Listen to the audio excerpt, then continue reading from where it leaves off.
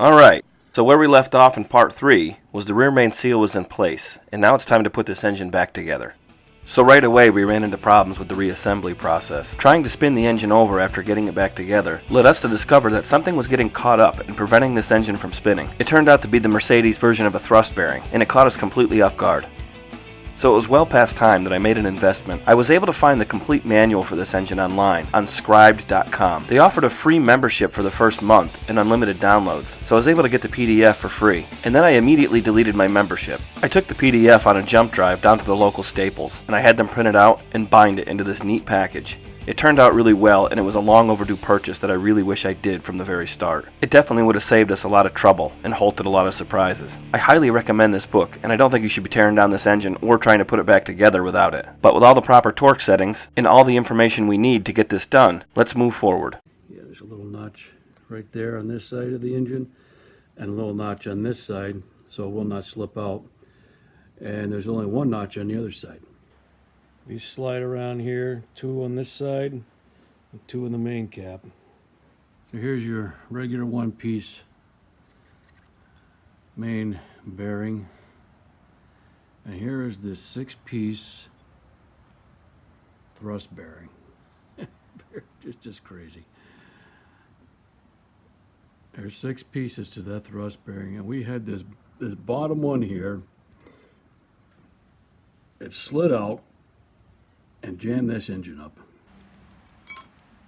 And the main caps are, you see they get big stud here and a big stud here, so you can't really put them on wrong, so that's good. Since the caps were already put back on once, this is the second time. It wasn't until the caps were on and we tried to spin the engine over that we noticed the problem with the thrust bearing. But armed with the manual, we are now able to get this engine back together without issue. But with the main caps now finger tight to hold the thrust bearing in place, we can flip the engine back over and put the timing system back on. We were able to take the timing sprocket off without removing the timing chain tensioner, but putting it back on proved to be a very different story. To get at the timing chain tensioner properly, you have to remove the thermostat housing. There we go. Damn, right back on. Okay, that's good. So you want to make sure this is clean. That little hole right there. Barely see it. Comes out right there, the top. And that's what oils that tensioner. So with the timing back together, we flipped the engine over yet again to put on the rest of the main caps and torque them all down to the proper settings.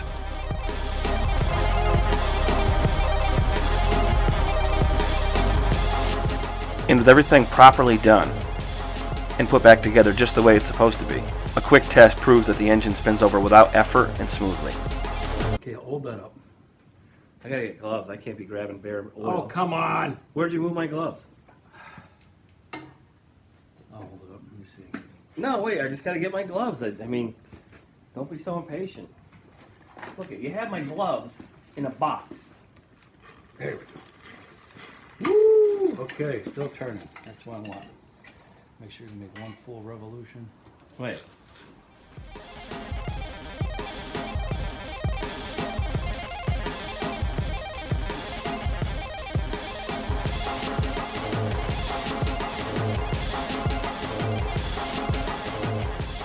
So here's our front main seal, and it goes on simply and easily. Nothing like having to change that rear main seal.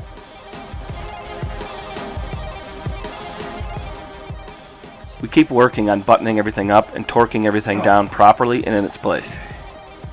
And we make sure we get the proper amount of tension on that timing chain. This is also a 3/4 inch socket, No, it's not. or whatever you want to call it, millimeter, 18 or 19, 20, whatever. If you're watching this at home, please don't do what Kirk does and use the actual millimeter fasteners. The metric system is for snowflakes. Okay, we're good. The valve cover gasket turned out to be the only gasket that was any good. Because he was trying to sell me an engine with a bad rear main seal, so he goes, well, at least I'll change the valve cover gasket for the prick. The gasket really looked like new, and it was about the only part that went on without giving us any trouble, even if I did have to get ridiculed about my gloves yet again. Look at that, faster than you. Did you get one on? Oh my God, that's funny. I've been putting bolts on with gloves like this on since I've been a little tiny tyke. We don't want to be on Here, YouTube like some Italian humorless mute.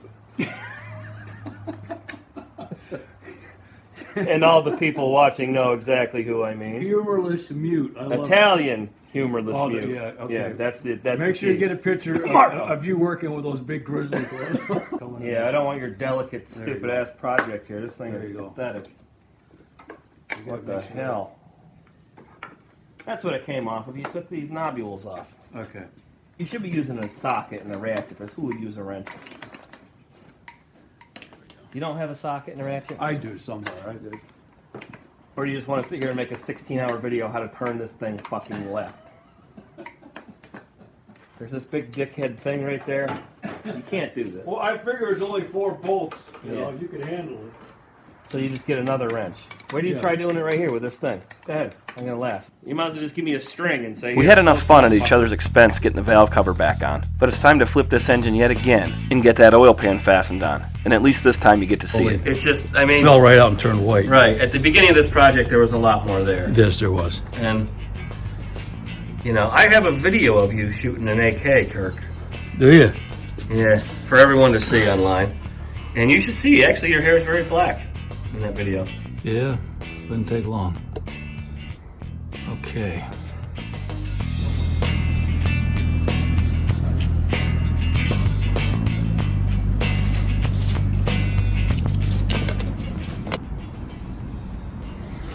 So that's our new seal in there. And it came with that new race. That's the front main seal that we bought from, Yep.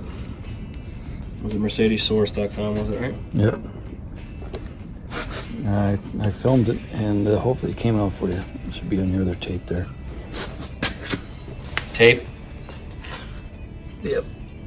Okay. The quote-unquote tape that Kirk is referring to was where he put the front main seal on from a side angle where you can't really see what he's doing. So I just showed you in time-lapse form what happened.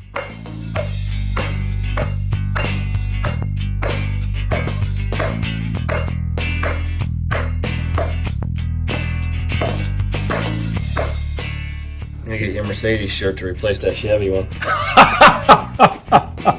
Please don't do that. Damn, that would be embarrassing. Yeah. All right, so you got 1, 2, 3, 5 different length. Yeah, you have no idea which length goes where, do you? Okay, those two are the same. This one's longer. Yeah, this figured out as we go along approach isn't really making good how-to Working, man. documentaries. Well, right there, film it. I'm filming it.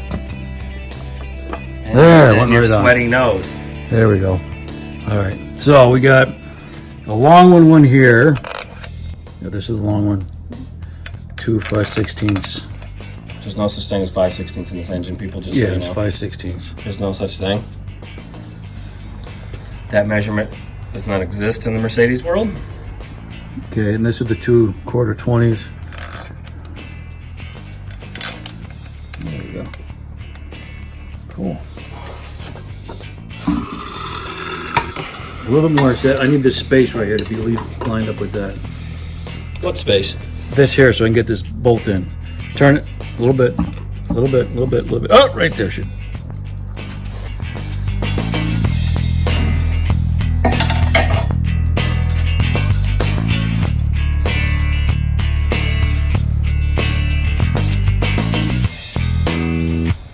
Alright, shall we look at the torque settings?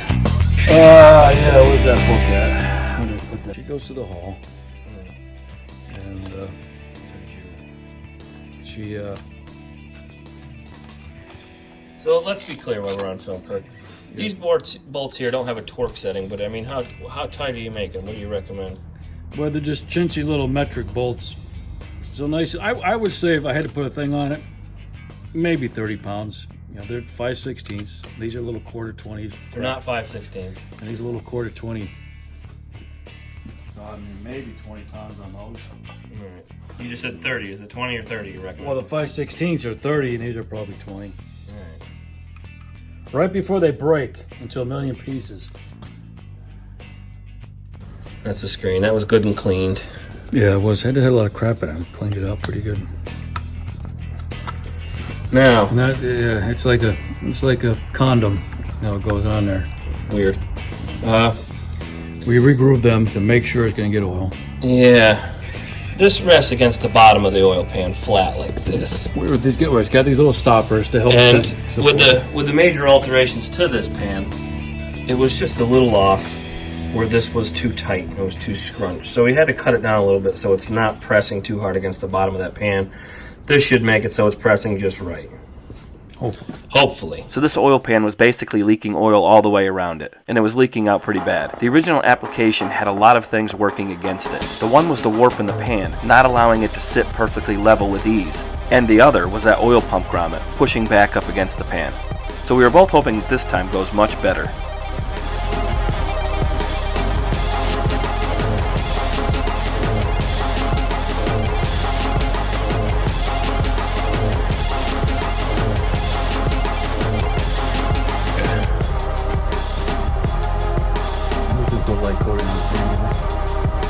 Put a light coating on the pan with your finger.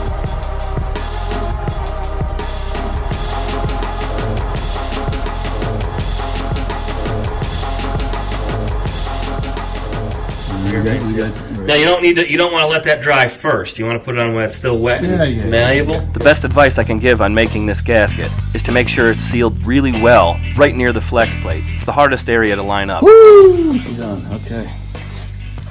I know you doubt my organizational skills, but there we go. Okay. Yeah, that's not even half the bolts for this. Oh, pan. it is. It's not. It is. Trust It me. isn't. They're all right here.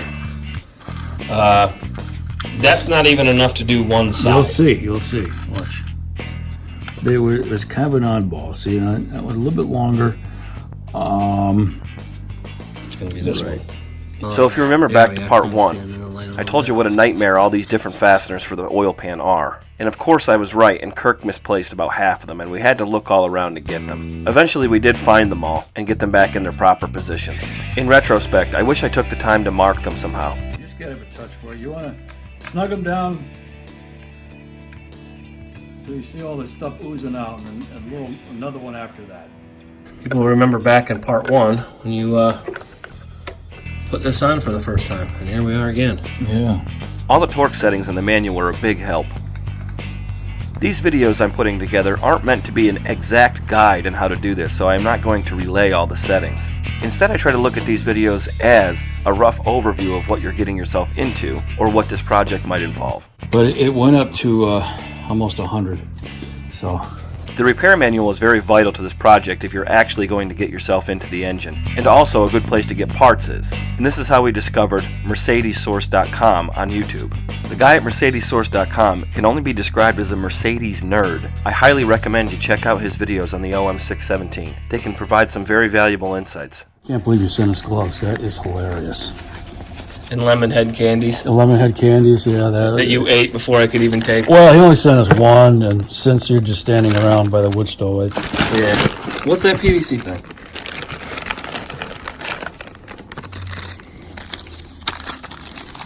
he's got it to help pound it in, it looks like.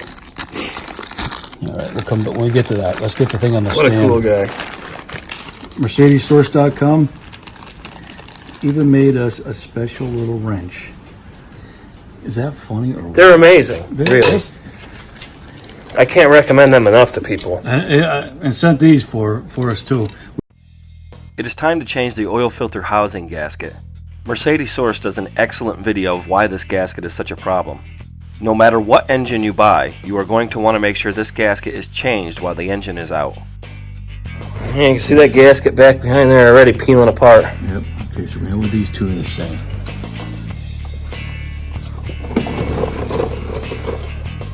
Man, look at that. That's still... Oh, look, yeah. It's not even seal on the bottom, is it? No. Wow.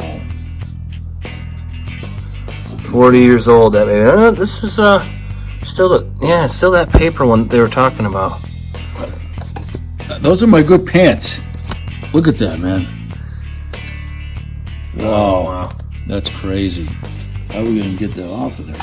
I can't believe the trouble we had removing this 40-year-old paper gasket. The bottom of it was so disintegrated that oil was just pouring right out the bottom. Luckily, the new gasket we ordered from MercedesSource.com is of much higher quality than paper. We ended up having to use a wire wheel to remove all traces of that gasket, so the metal was polished smooth and ready to accept the new one. Now, always wear safety glasses when you're running this thing. Like me. You should, seriously. I know. Here, I'm a dog. No, wait. Just let me grab you a pair. Come on, I got it. No. Please, Kirk. You have one pair of eyes, and that's all you got. Look how dirty they are. At least blow it off. Actually. I just cleaned them. Oh, where'd these come from? I didn't know I had these. They're on the shelf there.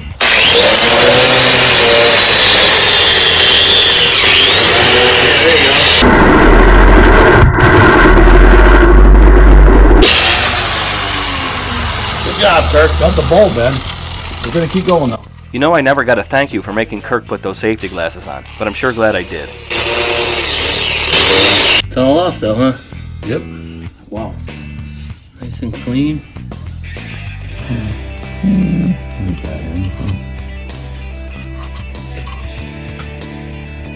Mercedes.com diesel dude sent us Loctite, It's funny that you don't even know how to say it. and our hero, our newfound West Coast friend sent us. That guy is awesome. Sent us Loctite right with the kit. When that guy... And this funny wrench too. That's the best part.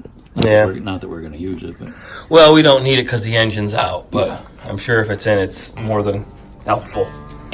Now, if you take the time to watch Mercedes Source's video on this subject, you will know that you can't even get this high of a quality gasket for this oil filter housing from Mercedes dealers themselves. You can only get it from him. And as you can see, the quality of this gasket is much better than the one we took off.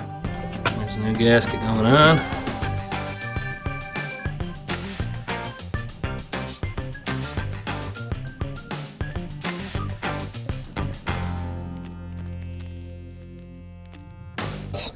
And that's, well, it applies to people doing this conversion because your engine's out. Do this stuff while the engine's out. yeah. Whether you think it needs it or not, it's probably a good idea to do this. This isn't a hard thing to do when it's out, and very hard to do when it's in. So, The gasket kit comes with pretty clear instructions to tighten these bolts up as tight as you can make them without breaking them, obviously. And the kit also included Loctite, so we're really reefing these down. We bumped this oil filter housing several times taking the engine in and out, and I can tell you for sure it's the worst leak we have.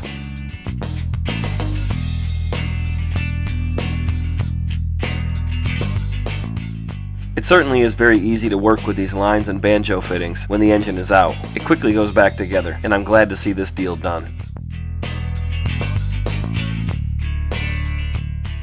The last thing we need to put back on is this thermostat housing, and it only had to be removed so we can get it a timing chain tensioner. And just like all the other paper gaskets on this engine, it was a real pain to completely clean up and remove. It was one gasket that I did not buy, and obviously we needed to put this engine back together, so Kirk's just gonna have to whip one up himself. It will be another paper gasket, but it's easy enough to work with if it leaks.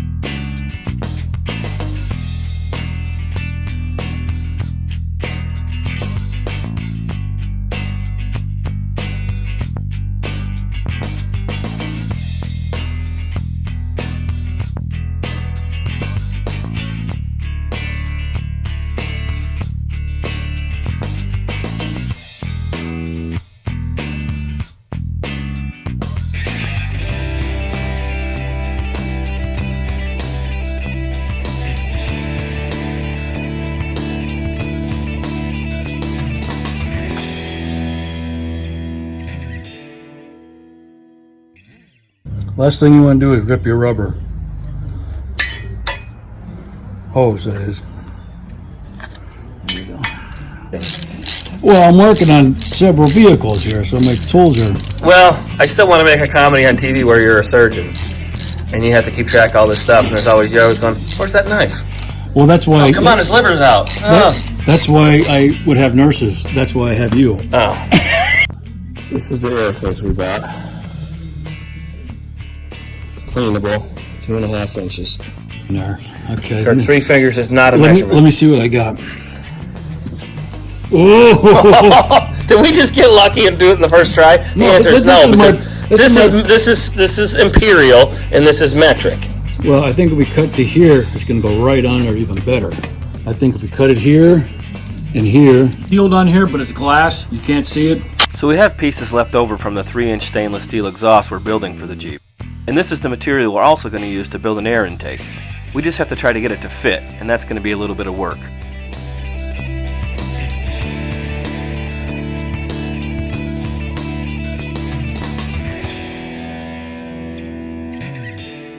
A little too snug now, right? A little bit, yeah, but we're going to work it on the anvil here.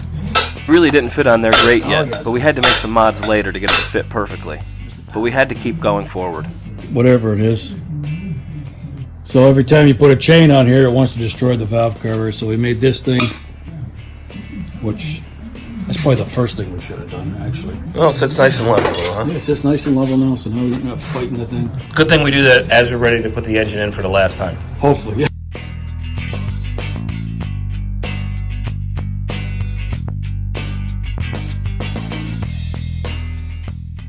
So here we are. At last, the engine's all back together and we can give it a test run before putting it back in. We want to make sure there's no leaks this time at all.